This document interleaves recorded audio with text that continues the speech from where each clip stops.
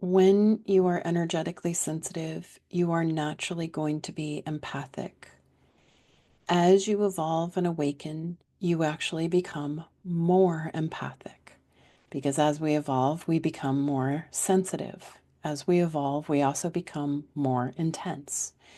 And so we need new house rules of how to hold self as we evolve, awaken, and increase our sensitivity and intensity. So, with empathic sensations, the journey is not about how do I turn off the empathic dial. The journey is how do you process the empathic experience differently. Prior to being highly sensitive, highly empathic, you might have tried to change other people's realities in order to fix it, soothe your own anxiety, be valued, be safe, support, feel connection. There's lots of reasons why we were originally empathic. And so there's a couple steps with this. We want to recognize that in the past, we were empathic because we wanted to fix. We wanted to fix because we were looking for our needs externally. So when you become more sensitive, the new stance is meeting needs internally so that you have the ability to create a safe container for somebody to have their emotions, their experience, without the need to fix. We only have a need to fix when we are looking for our needs external. And then I'm just looking at other layers around it.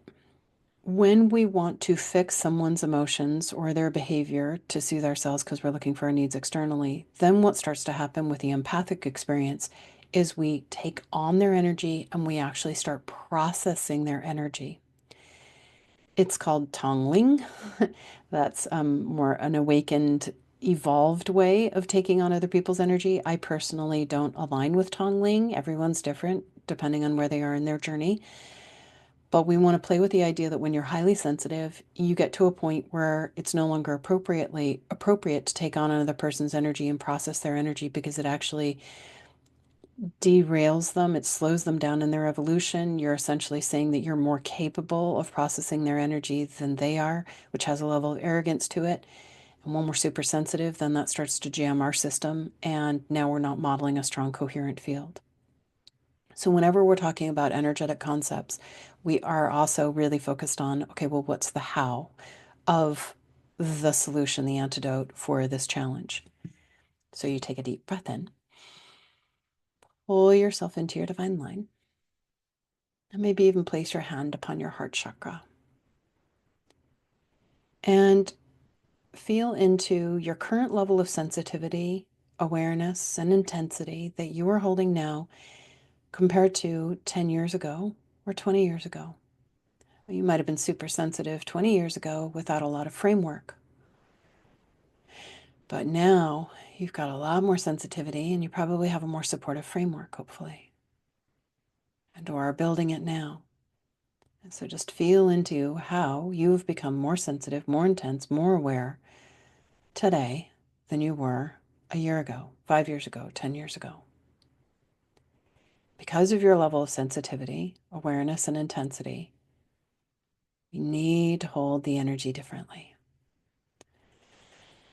And then step 2, invite your higher self, body, divas, higher self, and teams to energetically reference how you are starting to take responsibility for your needs internally, as opposed to giving responsibility for all of your needs away to others. Of like, oh, everybody value me, hold a safe space for me, appreciate me, respect me, connect with me, support me.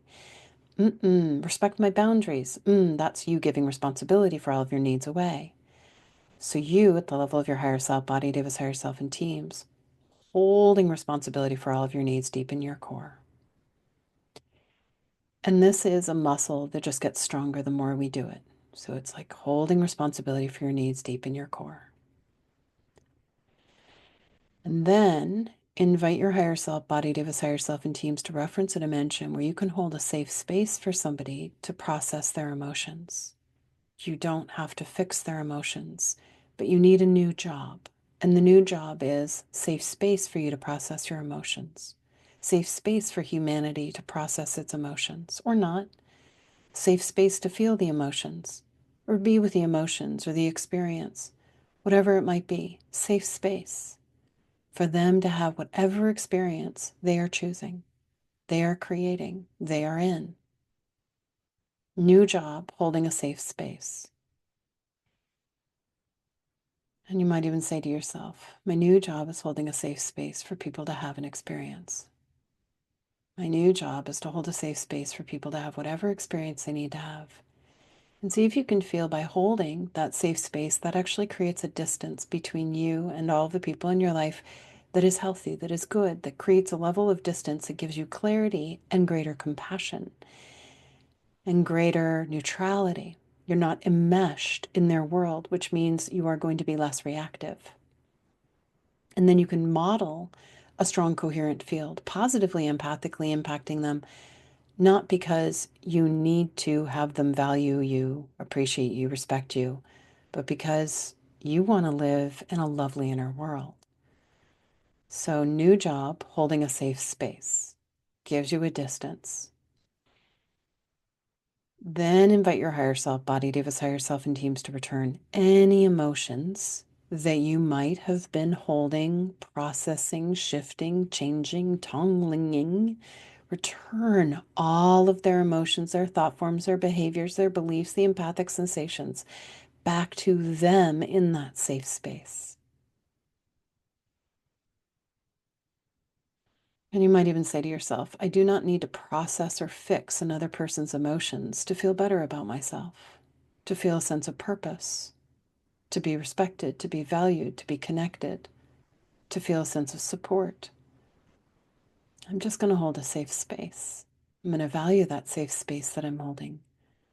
And they get to process those emotions or not while I hold a safe space. And then you are not energetically, physically, or emotionally processing energy that is not calibrated for your fields. And one of the guides just said something really interesting. They said that when we try to process emotions that are not calibrated for our fields, i.e., the emotions of another, we go into dis-ease.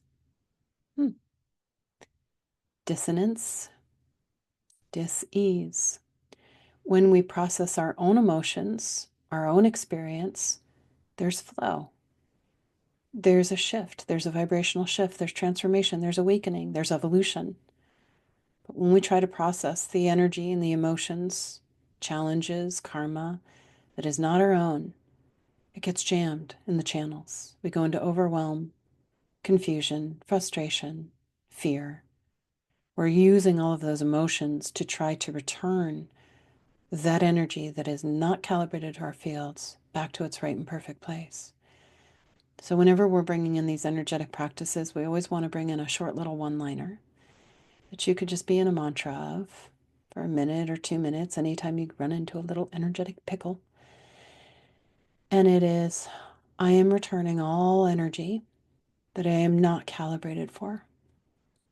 I am returning all energy. And when I say energy, it's energy in motion. That could be emotion, it could be behaviors, it could be thought forms, it could be karma, it could be spiritual lessons. I am returning all energy that I am not that is not calibrated for me. I'm returning all energy that is not calibrated for me or that does not belong to me back to its right and perfect place. For you, the soul, the body, and the teams. And then just feeling how you're meeting your needs deep in your core. And then we stop taking on the energy of others. We only take on the energy of others when we're looking for our needs externally.